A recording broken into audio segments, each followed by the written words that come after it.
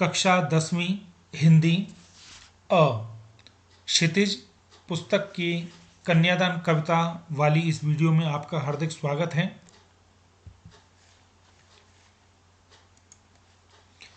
पहले लेखक परिचय पढ़ते हैं हम। कवि परिचय। मुख्य पंक्तियों को मैंने रेखांकित कर दिया है। ऋतुराज जी का जन्म सन 1940 में भरतपुर में हुआ। राजस्थान विश्वविद्यालय जयपुर से उन्होंने अंग्रेजी में एमए किया। 40 वर्षों तक अंग्रेजी साहित्य के अध्यापन के बाद अब सेवानिवृत्ति लेकर वे जयपुर में रहते हैं। उनके अब तक 8 कविता संग्रह प्रकाशित हो चुके हैं, जिनमें एक मरण धर्मा और अन्य, पुल पर पानी, सुरत निरत और लीला मुखारबिंद प्रमुख हैं। उन्हें सोमदत्त, परिमल सम्मान, मीरा सम्मान, पहल सम्मान तथा बिहारी पुरस्कार मिल चुके हैं। मुख्य धारा से अलग समाज के हाशिए के लोगों की चिंताओं को ऋतुराज ने अपने लेखन का विषय बनाया है। उनकी कविताओं में दैनिक जीवन के अनुभव का यथार्थ है और वे अपने आसपास रोजमर्रा में घटित होने वाले सामाजिक शोषण और विडंबनाओं पर निगाह डालते हैं। यही कारण है कि उनकी भाषा अपने परिवेश और लोक जीवन से जुड़ी हुई है। तो लेखक के बारे में या कवि के बारे में आता नहीं है, फिर भी हमें जान लेना चाहिए। तो 3 मुख्य बातें निकल के आई। इनका जन्म भरतपुर में हुआ और ये समकालीन कवि हैं। 40 वर्षों तक इन्होंने अंग्रेजी में अध्यापन किया है और ये दैनिक जीवन की डेली रूटीन के विषयों पर लिखते हैं। अब देखते हैं पाठ प्रवेश के बारे में। कविता के प्रवेश के बारे में कविता में क्या है। कन्यादान कविता में माँ बेटी को स्त्री की परंपरागत आदर्श रूप से हटकर सीख दे रही है। कवि का मानना है कि समाज व्यवस्था द्वारा स्त्रियों के लिए आचरण संबंधी जो प्रतिमान गढ़ लिए जाते हैं, प्रतिमान मतलब स्टैंडर्ड्स या मानक, वे आदर्श के मुलम्मे में बंधन होते हैं, आदर्श के जामे में, आदर्श के पहनावे में। कोमलता के गौरव में कमजोरी का उपहास छिपा रहता है। लड़की जैसा न दिखाई देने में इसी आदर्शीकरण का प्रतिकार है। बेटी मां के सबसे निकट और उसके सुख दुख की साथी होती है, इसी कारण उसे अंतिम पूंजी कहा जाता है। तो ध्यान रखिएगा, ये बाद में 2 बातें मुख्य रूप से आएंगी। ये बात बहुत इंपॉर्टेंट आएगी कि लड़की को लड़की जैसा दिखना नहीं चाहिए, एक ये बात आएगी। और एक ये आएगी कि बेटी को मां की अंतिम पूंजी क्यों कहा गया है। तो अंतिम पूंजी इसलिए कहा गया है कि वो सबसे निकट है और उसके सुख दुख की साथी है। कविता में कोरी भावुकता नहीं है, मतलब ऐसा नहीं कि केवल इमोशंस डालने के लिए किया है, बल्कि माँ के संचित अनुभवों की पीड़ा की प्रामाणिक अभिव्यक्ति है। माँ को जो एक्सपीरियंस हुए हैं अपने जीवन में और उसके कारण जो उसे दुख हुए हैं, उसकी ऑथेंटिक एक्सप्रेशंस इसमें हैं। तो इस छोटी सी कविता में स्त्री जीवन के प्रति ऋतुराज जी की गहरी संवेदनशीलता व्यक्त हुई है। कविता पढ़ते हैं। छोटी कविता है। कन्यादान एक रस्म है जिसमें विवाह के समय लड़की के माता पिता लड़की के हाथ को लड़के के हाथ में दे करके कन्यादान करते हैं और उसी के बाद फिर विवाह की रस्म पूरी मानी जाती है।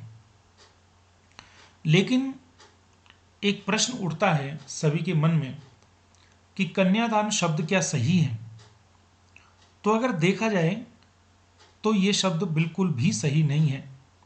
ये स्त्री जातियों के लिए एक अपमान का विषय है, क्योंकि दान किया जाता है वस्तुओं का, निर्जीव चीज़ों का, और दान देने वाली चीज़ से हमारा कोई वास्ता नहीं होता।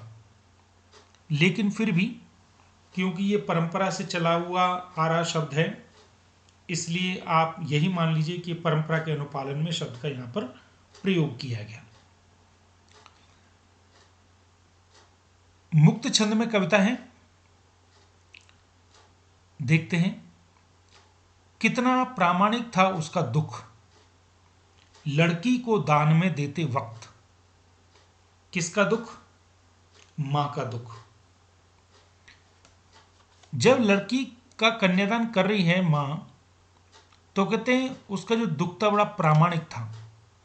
प्रामाणिक मतलब बहुत रियलिस्टिक, प्रामाणिक मतलब यथार्थ, प्रामाणिक मतलब बिल्कुल ऐसा कि हमारे सामने हो रहा, मतलब उसमें कोई बनावट नहीं, बिल्कुल सच्चाई के साथ। क्योंकि लड़की को विदा करते समय माँ बाप के ऊपर जो गुजरती है, और स्पेशली माँ के ऊपर जो गुजरती है, उस दृश्य को देखने में बड़ा भारीपन महसूस होता है, क्योंकि उसमें एक प्रामाणिकता होती है। तो कहते हैं कि इस रस्म को करते समय माँ का दुख बड़ा प्रामाणिक था, बड़ा यथार्थ था। क्यों? क्योंकि उसको ऐसा लगता है इस समय कि जैसे वही उसकी अंतिम पूंजी है और वो जा रही है। अंतिम पूंजी मतलब बड़ी महत्वपूर्ण वस्तु, और अंतिम महत्वपूर्ण वस्तु आप ये मान के चलिए कि जैसे किसी के पास कोई चीज हो और उसी को छीन लिया जाए या ले लिया जाए, तो वो उसके बिना असहाय सा हो जाता है। उसी प्रकार से माता अपनी पुत्री के बिना कमजोर सी हो जाती हैं। इसलिए यहाँ पर शब्द दिया गया कि वो अंतिम पूंजी है। और यहाँ पर भी देखिए पहले आया था कि वो माँ के सबसे निकट होती है बेटी, और उसके सुख दुख की साथी होती है। इसी कारण उसको अंतिम पूंजी यहाँ कहा गया है।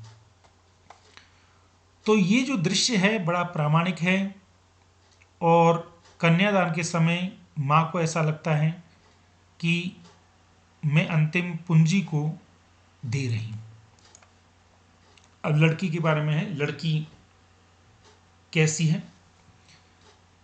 यह लड़की अभी सयानी नहीं थी। सयानी का मतलब है समझदार।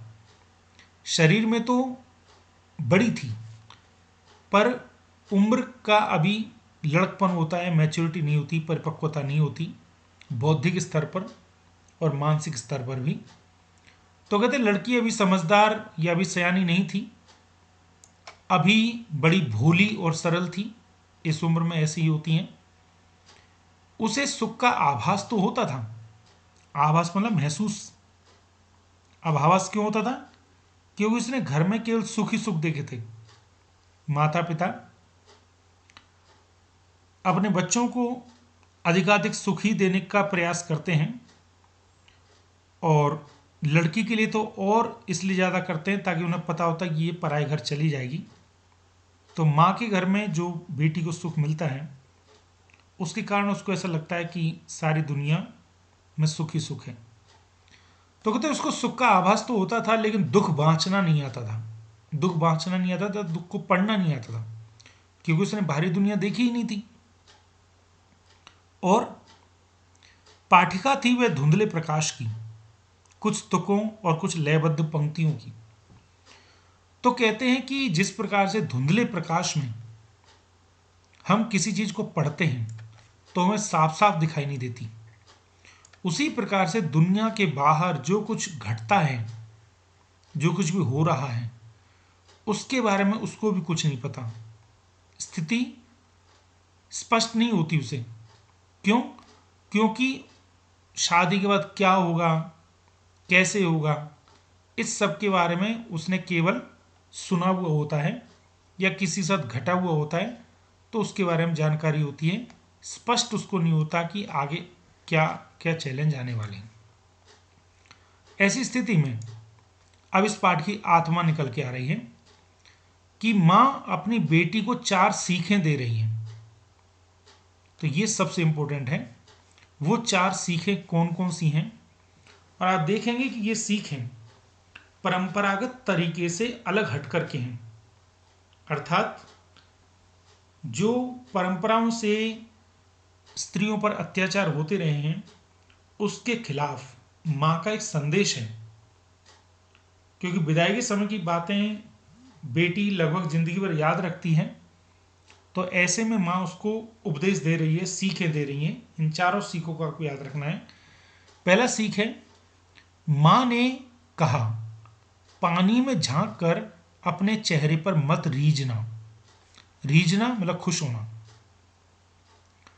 तो पहली सीख वो ये दे रही है कि तुम पानी में जब झांकोगी या शीशे में देखोगी या कभी अपने रूप के बारे में सोचोगी तो ज़्यादा खुश मत होना अपने रूप पर।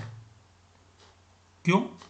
क्योंकि रूप स्थायी है, अस्थायी है, ये स्थायी पर नहीं रहता है। क्योंकि कुछ सालों के बाद इसी चेहरे पर झुर्रियाँ आ जाती हैं, रूप कुरूप हो सकता है, कुछ भी हो सकता है। इसलिए अपने रूप पर कभी भी अभिमान मत करना, क्योंकि ये रूप कभी भी परमानेंट नहीं है। पहली सीख। दूसरी सीख,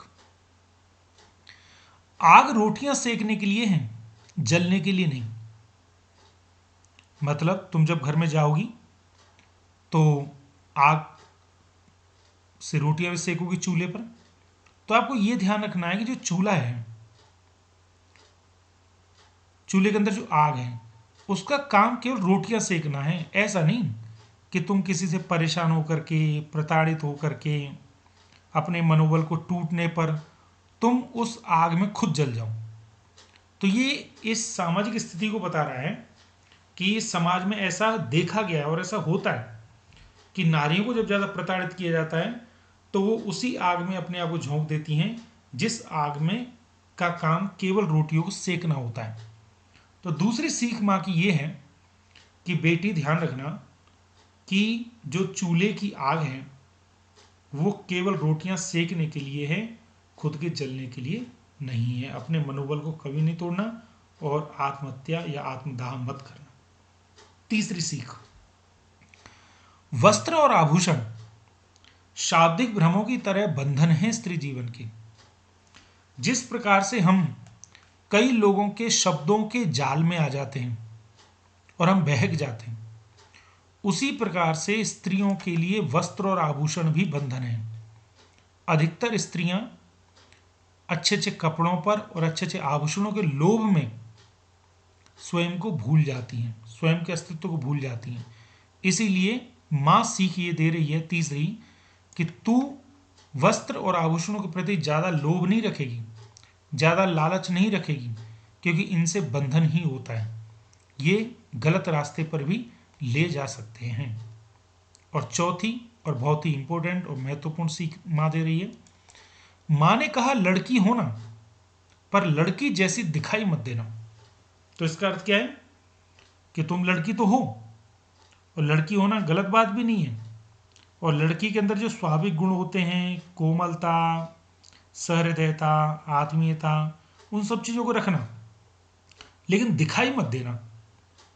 दिखाई का मतलब कि कोई व्यक्ति तुम्हारे ऊपर तुम्हारी कोमलता के कारण या तुम्हारी सरलता के कारण या तुम्हारे भोलेपन के कारण तुम पर हावी नहीं हो पाए। कुछ गलत हो रहा हो तो उसका विरोध करना, उसको ये ना लगे ये तो लड़की है, कमजोर है, असहाय है, इसे तो कुछ भी कहा जा सकता है। तो ये चौथी सीख है, जो कि कहीं ना कहीं जो पुरानी परंपराओं की लीक से हट करके। तो इस कविता में आप एक बार कविता को फिर से पढ़ लेते हम। कितना प्रामाणिक था उसका दुख, लड़की को दान में देते वक्त, जैसे वही उसकी अंतिम पूंजी हो। लड़की अभी सयानी नहीं थी, अभी इतनी भोली सरल थी कि उसे सुख का आभास तो होता था, लेकिन दुख बांचना नहीं आता था। पाठिका थी वह धुंधले प्रकाश की, कुछ तुकों और कुछ लयबद्ध पंक्तियों की। माँ ने कहा पानी में झांक कर अपने चेहरे पर मत रीझना। आग रोटियां सेकने के लिए है, जलने के लिए नहीं है। वस्त्र और आभूषण शाब्दिक भ्रमों की तरह बंधन है स्त्री जीवन के। माँ ने कहा लड़की होना पर लड़की जैसा दिखाई मत देना। तो इस पाठ में से या इस कविता में से जो मेरे अनुसार मुख्य रूप से दो प्रश्न ही निकल के आए हैं। ठीक है, पहला ये कि लड़की माँ के लिए अंतिम पूंजी क्यों होती है, ये मैंने आपको बता दिया कि वो सबसे निकट होती है, निजी अनुभवों को उनके साथ बांटती है, इसीलिए। और दूसरा जो प्रश्न है कि माँ ने कौन कौन सी सीखें दी, तो ये 4 सीखें दी। और तीसरा एक छोटा सा चर्चा आ सकती है कि कन्यादान जो शब्द है क्या वो सही है। इसकी प्रश्नावली में देखते हैं थोड़ा सा। तो ये देखिए आपके विचार से माँ ने ऐसा क्यों कहा कि लड़की होना पर लड़की जैसा दिखाई मत देना? ये मैंने समझा दिया कि लड़की के स्वाभाविक गुणों के आधार पर कोई आप पर हावी ना हो पाए, है ना। और आग रोटियां सेकने के लिए है, जलने के लिए नहीं है। इन पंक्तियों में समाज में स्त्री की किस स्थिति की ओर संकेत किया गया है? कि समाज में लोग परेशान होकर के आत्मघातक कर लेते हैं। माँ ने बेटी को सचेत करना क्यों जरूरी समझा? क्योंकि बड़े लोगों का कर्तव्य होता छोटे को समझाना, उन्हें पता होता है ऐसी स्थिति आ सकती है। पाठिकाति व धुंधले प्रकाश की कुछ तुकों और कुछ लयबद्ध पंक्तियों की, इन पंक्तियों को पढ़कर लड़की की जो छवि आपके सामने आ रही है उसे शब्दबद्ध कीजिए। तो ये इंपॉर्टेंट नहीं है, पर इसका अर्थ यही है कि घर के बाहर जो भी दुनिया में घटता है उसके बारे में उसे स्पष्ट जानकारी है। बहुत मोस्ट इंपोर्टेंट, माँ को अपनी बेटी अंतिम पूंजी क्यों लग रही थी? क्योंकि वो उसका सहारा थी, सुख दुख की साथी थी, लंबे समय से एक साथ में रह रहे थे, इसीलिए। माँ ने बेटी को क्या क्या सीखें दी? तो वो 4 सीखें हैं। अपने रूप पर गर्व मत करना, रोटियां आग से सेकने के लिए हैं, आग खुद जलने के लिए नहीं है। और तीसरा उन्होंने बोला कि वस्त्र और आभूषणों के लोभ और लालच से दूर रहना। और चौथा, बेटी लड़की की तरह होना लेकिन लड़की की तरह दिखाई मत देना। आपकी दृष्टि में कन्या के साथ दान की बात करना कहाँ तक उचित है? तो इस पर चर्चा हो चुकी है कि दान निर्जीव वस्तुओं का होता है, तो सजीव कन्याओं के साथ ऐसा उचित नहीं है। तो इस शब्द का कोई विकल्प मिल जाए तो ज़्यादा अच्छा है। बाकी स्त्री को सौंदर्य का प्रतिमान बना दिया जाना है, उसका बंधन बन जाता है। इस विषय पर कक्षा में चर्चा कीजिए कि हम एक स्टैंडर्ड बना देते हैं कि स्त्री को सौंदर्य पूर्ण होना चाहिए, है ना। इसके लिए फिर वो कई गलत रास्ते अपना लेती हैं, तो ये गलत है। इसी प्रकार से एक पंक्ति और है स्त्रियों के बारे में जो कि अफगानी कवि ने लिखी है। मैं एक जगी हुई स्त्री हूँ, मैंने अपनी राह देख ली है, अब मैं लौटूंगी नहीं। मैंने ज्ञान के बंद दरवाजे खोल दिए हैं, सोने के गहने तोड़कर फेंक दिए हैं। भाइयों, मैं अब वह नहीं हूँ जो पहले थी, मैं एक जगी हुई स्त्री हूँ, मैंने अपनी राह देख ली है, अब मैं लौटूंगी नहीं। तो मुझे पूरी उम्मीद है और पूरा विश्वास है कि इस पाठ की जो मुख्य विषय वस्तु आपको समझ में आ गया, जिसमें 2 बातें हैं कि माँ के लिए बेटी अंतिम पूंजी क्यों होती है और माँ ने 4 सीखें कौन कौन सी दी।